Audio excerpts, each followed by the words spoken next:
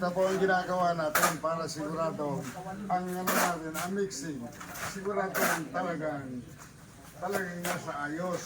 Kaya ang ginawa ko, pinatakal ko. Nagawin yung putong balde na to. Itong balde, isang simento. Kaya hindi pwedeng bara-bara yung halo. Para magkapares po yung ating mixing. Kaya po lahat ng may halong naka-prepare, pinapa-double check ko, pinapa-ulit ko.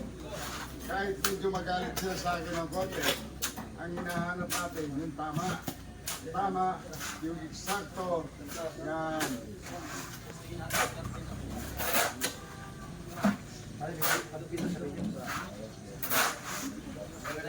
Yung kartilya, madaya. Madaya yan. Tingnan mo kung pag ito na. Yan. Kasi yung ganitong buhangin, napansin ko kanina, tinanong ko kung anong ginamit sa takalan, kartilya. 12 kartilya. 13 kartilya. Sorry. 12 semento. Sabi ko, bakit parang sobrang tapang talaga. Yan ko ako, pinag-tol ko ulit. Para makuha natin yung 700 to 900 PSI pag yung walang laman. Pero kung may boost na yan, aabot na ng kulang-kulang 3,000. Meron po tayong testing yan. PSI, soundproof na galing pa ng China. Pinatest natin doon. Saka yung fire na galing Alabang, meron tayo yan. Sa fire, inabot ng 3 oras. Mahal ang bayad doon sa per hour. Ito naman, ang size ito, 5. Yung haba niya, 1 meter, saktong 1 metro. Tapos yung height niya, 30. Ngayon, pagdating sa installation, pwedeng ganito, pantay. Ngayon naman, ang worry ko, pwedeng ganito. Yan. Pwede yung ganyan. Yabi-yabi. Para once na mag-crack dito, hindi siya diretso. Hanggang dito na siya. Ano po? Yan. 1 meter by 40. Ganon din po siya. Pinakapal natin to. Dahil yung handle ng welding, hindi na natin pwedeng ipasok dito. Makakapasok to kung i-adjust natin ng 4.5 o kaya gawin natin 5. Pwede naman tayo gumawa ng plain, saktong 4. Ano ba yung pwede natin i-markup? Haba, 112 po yun. 112 ang haba. Yan. Yan. Kung nire-recommend ko sa inyo, nakayabi, para ito lang ang tugtungan pagdating dito buo. Pero, kaso lang, medyo maraming tabas, yung mga siroho, hindi katulad ng pantay-pantay, pero okay lang ho yun. Kasi pwede nyo naman gamitin sa iba, yung siroho. Kaya, at saka to, saktong 1 meter to. No? Saktong 1 meter yan. Meron din po natin itong lahat ng size.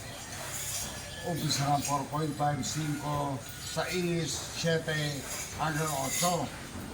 Po tayo yung fiberglass. Ito po. Ito po, yan. Yung himul-himul na yan. Fiberglass yan. Puro fiber yan. Magawa rin tayo ng 25 by 1 meter. So, ang hinahalo nila. Ito yung ilang simento yan. 6 na bag. 6 na bag tapos ilang kartilya. Ito lang, 8 lang. 8 kartilya.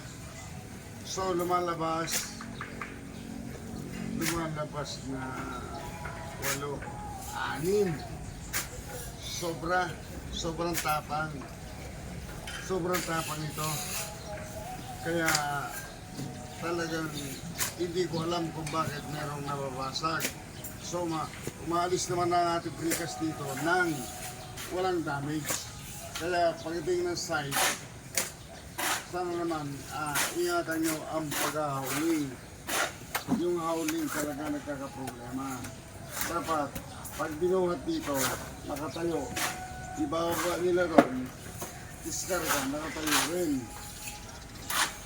So, ganoon naman ang ginagawa natin madalas. Sobrang tapang nito. Andra na po tayo sa ating RBL Pigas Rectos Horn Block. Bali po ngayon, dati na po tayo may test dito. Ngayon, uulitin na naman po natin. Para talagang napatunayan natin, matibay yung ating produkto. Kasi yan. Tutungan nyo, sige, napakita natin. Ito, nakita nyo naman po yung mga kaawin na yan. Ubusin natin lahat yan. Ubusin natin lahat yan.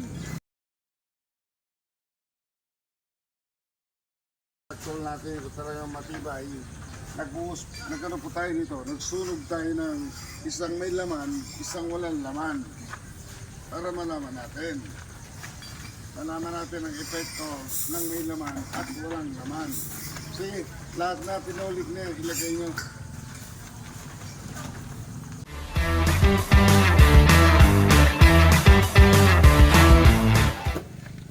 Good morning po ulit. Nakikita nyo po ito. Nakikita nyo po itong apoy na to. At nakikita nyo yung gatong natin, pinulik. Ipinaikot talaga natin. Matagal to bago matupok, no? Bago matupok itong pinulik na to, matagal to. Pasamantala po natin iiwanan muna to. Tapos ipapakita natin yung mga ibang ang form block, yung mga iba-ibang size. Sige, ibuhos mo na lahat yan. Ibuhos mo na lang ang bisa na yan.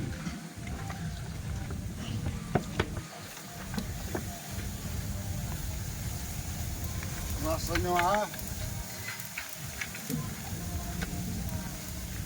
Yun po, pasamantala po muna natin, puputulin ang ating video para pabalikan natin mamaya pag talagang ubos na yung gatong.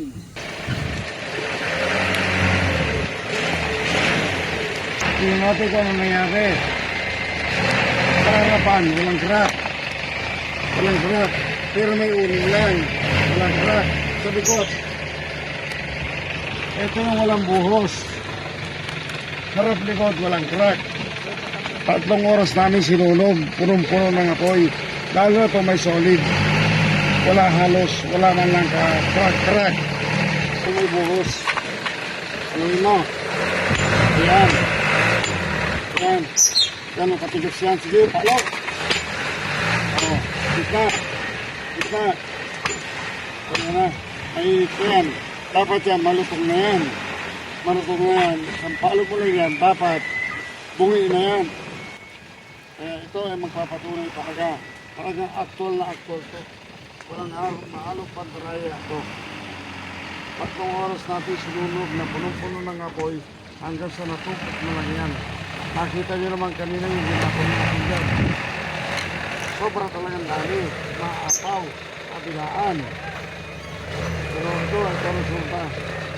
Ito mga kaibigan. Ito mga resulta. Sige po, ang kabilang po ating video. At meron pang kasunod to. Pag lumamig po siya, ating ipapabuhat para maibagsak. Sige po, salamat po.